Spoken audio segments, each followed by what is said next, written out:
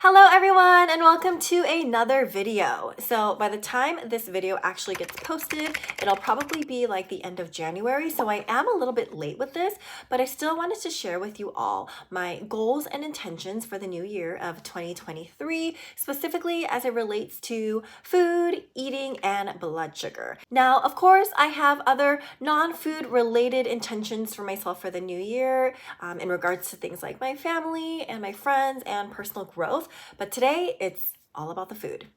So for those of you who are new to my channel, I want to share a little bit about my metabolic journey before I just hop right into sharing my blood sugar goals. So I was diagnosed with insulin resistance in 2017 when I went to see a reproductive endocrinologist to try to get some help to conceive. So I'd been trying to conceive for a while and it just wasn't happening, which, I suspected would be the case because I've always had issues with my menstrual cycle since high school, and in college, I was actually diagnosed with PCOS or polycystic ovarian syndrome. So I saw a reproductive endocrinologist who, among other tests, ordered me a glucose tolerance test where I ingested 75 grams of glucose, and she looked to see what my blood sugar did and also what my insulin levels did. Based on the results of those tests, she told me, quote, that I was insulin resistant and glucose intolerant.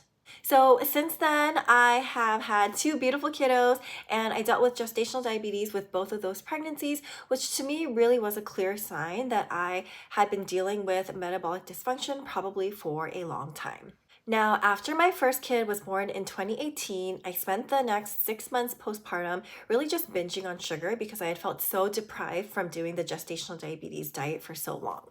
And my A1C after those months of binging came back at 5.9, which to this date is still the one and only pre-diabetic A1C that I've ever had. But paired with my insulin resistance diagnosis and my history of gestational diabetes, I knew that I had to get my act together and get my act together quickly to prevent any further metabolic damage. So after receiving that 5.9 A1C, I decided to go keto/low carb for about the next 2 years. And honestly, it was just bad. Physically for me, I felt sick. Mentally, it was really bad. I found myself thinking about food all the time and thinking about all the foods I couldn't eat. I was definitely ruminating kind of my past history of having a really unhealthy relationship with food came screaming back. It just was all around really bad. And honestly, my A1C didn't even move that much. It came down to 5.6, which basically was the A1C that maintained for the duration of when I was doing this kind of keto/low carb phase. But with how much I was giving up and how deprived I felt, I was basically not eating any rice, any pasta, any bread, any sugar. I just decided that it wasn't for me. And then in 2020, I got pregnant with my second child, and that's when I decided that I didn't want to do such a restrictive diet while I was pregnant. So I ended up doing the more in moderation type of diet, and I had good control over my blood sugar numbers throughout that pregnancy. Then postpartum, I kind of did the same thing that I did the first time around, which was I allowed myself to eat anything and everything I wanted. The difference though was that with my second kiddo, we were able to make breastfeeding and nursing work really, really well. So I was exclusively nursing my kiddo round the clock, waking up, 2 to 3 times a night. And that burned a lot of energy and a lot of calories. And even though I was eating whatever I wanted, actually my postpartum A1C came back at 5.3. Again, because nursing for me just personally really lowered my blood sugar numbers. I would occasionally check my fasting number in the morning after having woken up 2 or 3 times that night to nurse. And I found that my fasting numbers were pretty consistently in the low 70s or sometimes even the high 60s when I was nursing that often. So my second kiddo is now 21 months old, and I am still nursing, but I'm only nursing about 1 to 2 times a day versus 8, 9, or 10 times a day previously. And as a result, I've seen my fasting blood sugar start creeping back into the 90s, which is where my blood sugar normally lands, and sometimes even in the low hundreds if I eat a higher carb dinner the night before. And my postprandial numbers or my post-meal numbers, I've seen kind of skyrocket, especially when having a higher carb meal. And honestly, up until the start of this new year, I was still eating way more carbs and sugar than my body would allow, in kind of the guise or excuse that I was trying the in moderation thing because I knew how badly I felt on a keto and low carb diet. Well, the truth is that I haven't really been engaging in moderation at all. I'm still eating what I want when I want. And having that last A1C in December of 2021 come back at 5.3, it really gave me all the more reason to kind of turn a blind eye to what I was eating. So that all brings me back to today and my intentions for the new year. My biggest goal is that I want to just be more mindful of what I'm putting into my body. I have no plans to cut out entire food groups like I did before, because personally, I just felt like it wasn't the right path for me. However, I want to be more cognizant of a few things that I think will really help me on my blood sugar journey, and I want to share those 3 things with you today. First, I want to make sure that 80 to 90% of the time I am pairing my carbs with fat and protein. Well, what about the other 10 to 20% of the time, you ask?